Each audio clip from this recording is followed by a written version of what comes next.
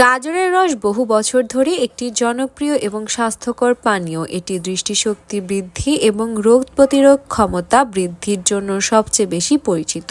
তবে অনেকেই জানেন না যে খালি পেটে গাজরের রস পান করলে এর উপকারিতা দ্বিগুণ হয়। গাজরের সবচেয়ে ভালো দিক হলো এটি প্রয়োজনীয় পুষ্টিতে পূর্ণ, যার মধ্যে রয়েছে beta carotene, vitamin A, potassium এবং অ্যান্টিঅক্সিডেন্ট। চলুন জেনে নেওয়া যাক খালি পেটে গাজরের রস পান করার উপকারিতা।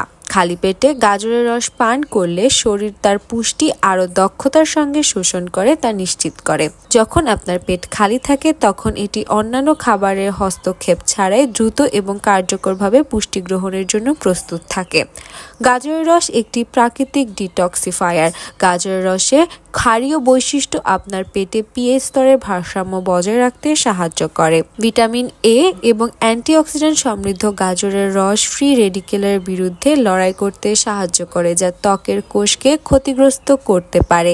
খালি পেটে এই রস পান করলে ত্বকের মেরামত এবং উজ্জ্বলতা বৃদ্ধি পায়। গাজরের রসে ক্যালোরি কম এবং ফাইবার সমৃদ্ধ, অর্থাৎ এটি আপনাকে দীর্ঘক্ষণ পেট ভরা অনুভব করতে সাহায্য করে।